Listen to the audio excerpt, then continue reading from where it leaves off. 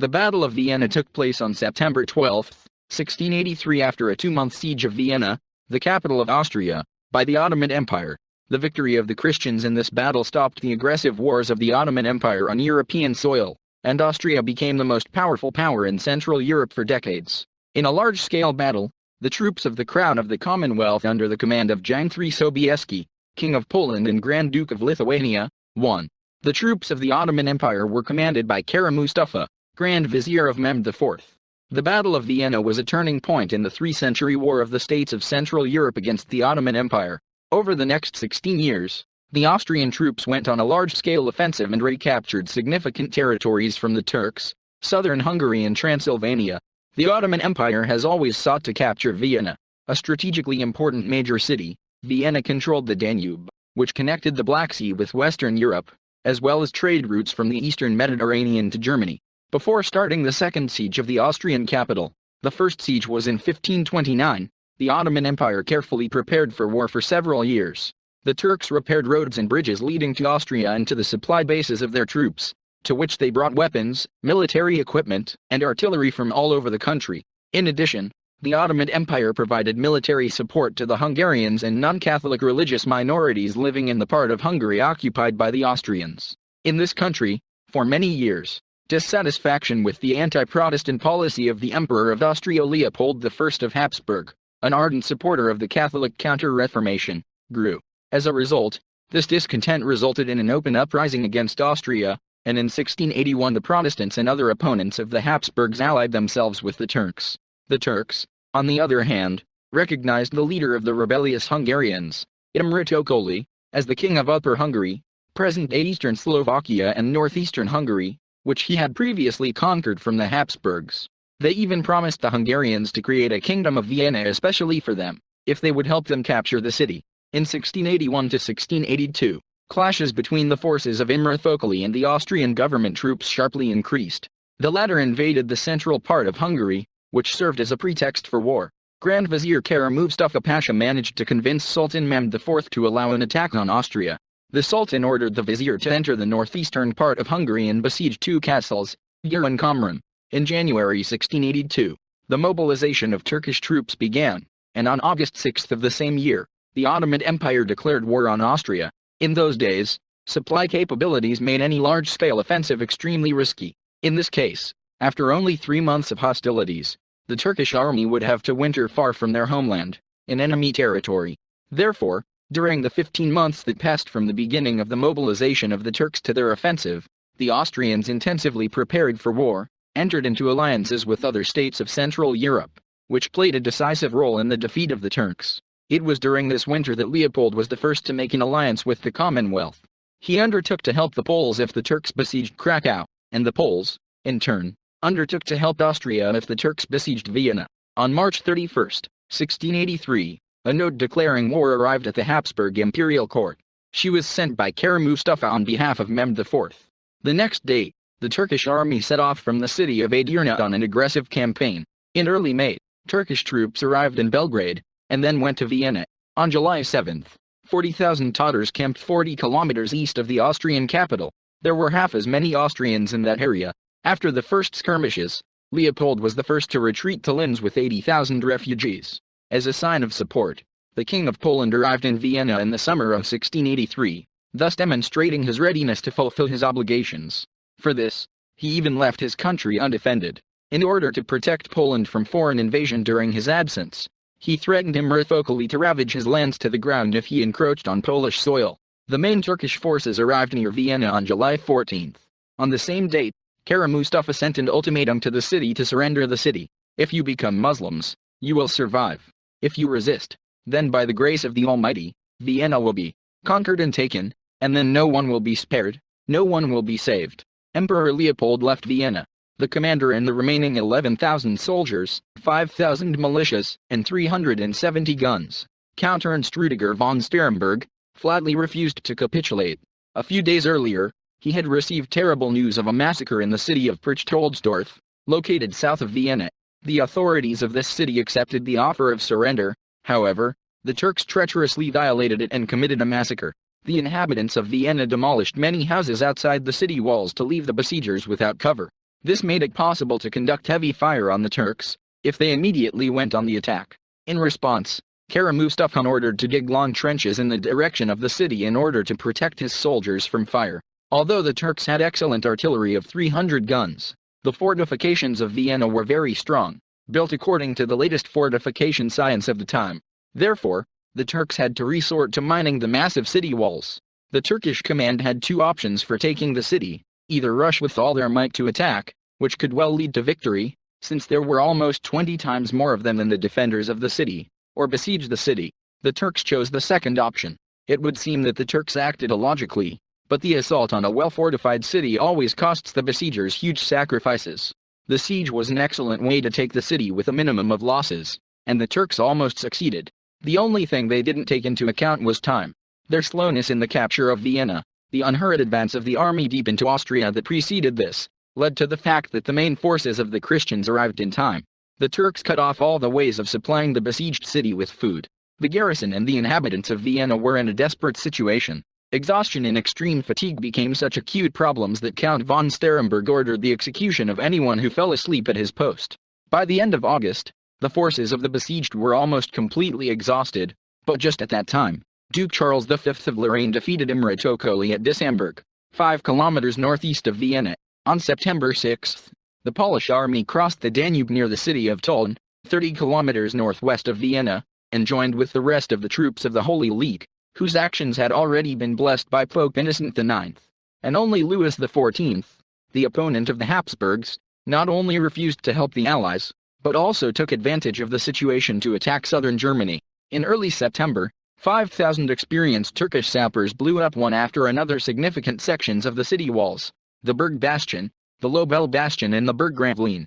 As a result, gaps 12 meters wide were formed. The Austrians, on the other hand, tried to dig their tunnels to interfere with the Turkish sappers. However, on September 8, the Turks nevertheless occupied the Berg Gravelin and the lower wall, and then the besieged prepared to fight in the city itself. The number of the Ottoman army itself is estimated at 90,000 people, including 12,000 Janissaries. The rest were the Allied detachments of the Crimean Tatars, 30 to 40,000, horsemen, the Hungarian army of Imre Tekeli, 20,000, the Moldavian and Wallachian militia. The total number of the Ottoman army reached 175,000.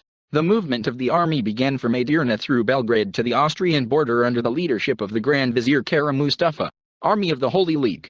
The decisive battle took place on September 11, when the combined forces of the Holy League approached Vienna with the commander-in-chief, the King of Poland and the Grand Duke of Lithuania, Jan III Sobieski, 26,000 soldiers of his own army, 25 hussar companies, 77 armored companies, 31 light cavalry companies, infantry, dragoons, 28 cannons and 250 artillerymen, 18,400 Austrians, of which 8,100 cavalrymen, 70 guns, under the command of the Duke of Lorraine, Charles V, 20,000 Bavarian, Franconian and Swabian soldiers with 38 guns, under the command of Prince George Friedrich of Waldeck, 9,000 Saxons, including 7,000 infantrymen, with 16 cannons, led by the Elector of Saxony, Johann George III, 150 Zaporizhia Cossacks. It was planned to participate until 1200, but according to the Polish historian, Doctor of Historical Sciences, Professor of the Institute of History of Warsaw University Miroslav Nagelski,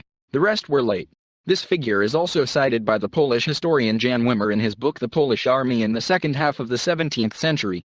A total of 84,450 people, of which 3,000 guarded the drummers and did not participate in the battle, and 152 guns.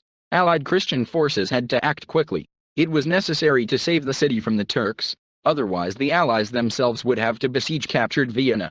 Despite the multinationality and heterogeneity of the Allied forces, the Allies established a clear command of the troops in just 6 days. The core of the troops was the Polish heavy cavalry under the command of the King of Poland. The fighting spirit of the soldiers was strong, for they went into battle not in the name of the interests of their kings, but in the name of the Christian faith. In addition, unlike the Crusades, the war was fought in the very heart of Europe. Kara Mustafa, having at his disposal enough time to organize a successful confrontation with the forces of the Allies, raising the morale of his soldiers, failed to properly take advantage of this opportunity. He entrusted the protection of the rear to the Crimean Khan and his cavalry of 30 to 40,000 horsemen. Khan, on the other hand, felt humiliated by the insulting treatment from the Turkish commander-in-chief. Therefore, he refused to attack the Polish troops on their way through the mountains. And not only the Tatars ignored the orders of Kara Mustafa. In addition to the Tatars, the Turks could not rely on the Moldavians and Vlachs, who had good reasons not to like the Ottoman Empire. The Turks not only imposed a heavy tribute on Moldavia and Wallachia, but also constantly interfered in their affairs, removing local rulers and putting their puppets in their place. When the princes of Moldavia and Wallachia found out about the conquest plans of the Turkish Sultan, they tried to warn the Habsburgs about it. They also tried to avoid participating in the war, but the Turks forced them. There are many legends about how Moldavian and Wallachian gunners loaded their cannons with straw cannonballs and fired them at the besieged Vienna. Because of all these disagreements, the Allied army managed to approach Vienna. The Duke of Lorraine, Charles V, gathered an army in the German territories, which received reinforcement due to the timely arrival of Sobieski's army. The siege of Vienna was in its 8th week when the army arrived on the north bank of the Danube. The troops of the Holy League arrived on Kahlenberg, Bald Mountain, which dominated the city, and signaled their arrival to the besieged with signal rockets. At the military council, the Allies came to the decision to cross the Danube 30 kilometers upstream and advance on the city through the Vienna forests. In the early morning of September 12, just before the battle, a mass was celebrated for the Polish king and his knights. The battle began before all the Christian forces were deployed. At 4 o'clock in the morning, the Turks attacked to prevent the Allies from properly building up their forces. Charles of Lorraine and Austrian troops counterattacked from the left flank, while the Germans attacked the center of the Turks. Then Kara Mustafa, in turn, counterattacked, and left some of the elite Janissary units to storm the city. He wanted to capture Vienna before Sobieski arrived, but it was too late. Turkish sappers dug a tunnel for a full-scale undermining of the walls, but while they were feverishly filling it up to increase the power of the explosion, the Austrians managed to dig an oncoming tunnel and neutralize the mine in time. While the Turkish and Austrian sappers competed in speed, a fierce battle was going on above. The Polish cavalry dealt a powerful blow to the right flank of the Turks. The latter made the main bet not on the defeat of the Allied armies, but on the urgent capture of the city. This mistake killed them. After 12 hours of battle, the Poles continued to hold firmly on the right flank of the Turks. The Christian cavalry stood all day on the hills and watched the battle, in which so far mainly foot soldiers participated. At about 5 p.m., the cavalry, divided into 4 parts, went on the attack. One of these units consisted of Austro-German horsemen, and the rest, one of the Poles and 4/3 of the subjects of the Grand Duchy of Lithuania. 20,000 cavalrymen, one of the largest cavalry attacks in history, under the personal command of Jan Sobieski, descended from the hills and broke through the ranks of the Turks, already very tired after a day of fighting on 2 fronts. The Christian horsemen struck directly at the Turkish camp, while the garrison of Vienna moved out of the city and joined the counterattack. The Ottoman troops were not only physically exhausted, but also discouraged after their failed attempt to undermine the walls and break into the city, and the cavalry attack forced them to retreat south and east. Less than 3 hours after the charge of their cavalry, the Christians won a complete victory and saved Vienna. After the battle, Jan Sobieski paraphrased the famous saying of Julius Caesar, saying, "Venemus, vitimus, Deus visit." We came, we saw, God conquered. The consequences of the battle. The Turks lost at least 15,000 people killed and wounded. Over 5,000 Muslims were taken prisoner. The Allies captured all the Ottoman cannons. At the same time, the losses of the Allies amounted to 4,000–5,000 people. Although the Turks retreated in a terrible hurry, they still managed to kill all the Austrian prisoners, with the exception of a few nobles left alive with the expectation of getting a ransom for them. The booty that fell into the hands of the Christians was enormous. A few days later, in a letter to his wife, Jan Sobieski wrote, "We captured unheard of riches, tents, sheep, cattle, and a considerable number of camels. This is a victory that has never been equaled. The enemy has been completely destroyed and everything has been lost. They can only run for their lives." Commander Starhemberg hugged and kissed me and called me his savior. This stormy expression of gratitude did not prevent Starhemberg from ordering the restoration of the badly damaged fortifications of Vienna to begin immediately in case of a Turkish counterattack. However, this turned out to be redundant. The victory near Vienna marked the beginning of the reconquest of Hungary and, temporarily, some Balkan countries. The Turks dealt with Kara Mustafa, who suffered a crushing defeat. On December 25, 1683, Kara Mustafa Pasha, on the orders of the commander of the Janissaries, was executed in Belgrade, strangled with a silk cord, each end of which was pulled by several people. Historical meaning. Although at that time no one knew this yet, the Battle of Vienna predetermined the course of the entire war.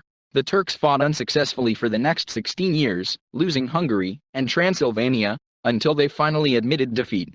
The war was brought to an end by the Peace of Karlowitz. The policy of Louis XIV predetermined the course of history for centuries to come. The German-speaking countries were forced to wage wars on both the western and eastern fronts at the same time. While the German troops fought as part of the Holy League, Louis took advantage of this by conquering Luxembourg, Alsace, and Strasbourg, devastated vast territories in southern Germany, and Austria could not give the Germans any support in their war with France while the war with the Turks was going on. In honor of Jan Sobieski, the Austrians built in 1906 a church in honor of St. Joseph on the top of the Kahlenberg Hill, north of Vienna. The Vienna-Warsaw railway line is also named after Sobieski. The constellation shield of Sobieski was also named after him. The Polish-Austrian friendship did not last long after this victory, as Charles V of Lorraine began to belittle the role of Jan III Sobieski and the Polish army in the battle. Neither Sobieski himself, nor the Polish-Lithuanian Commonwealth gained anything significant from saving Austria. On the contrary, the Battle of Vienna marked the birth of the future Austrian Empire, 1804 to 1867, and the fall of the Commonwealth. In 1772 and 1795, the Habsburgs took part in the first and third sections of the Commonwealth, as a result of which this state disappeared from the political map of Europe. In memory of the victory over the Ottoman Empire, since Sobieski entrusted his kingdom to the intercession of the Virgin Mary of Czestochowa, Pope Innocent XI decided to celebrate the Feast of the Holy Name of Mary not only in Spain and the Kingdom of Naples, but throughout the Church. In the liturgical calendar of the Roman Catholic Church, this is September 12th. From the medal of captured guns won in the battle, in 1711, the Pommern Bell was cast for St. Stephen's Cathedral.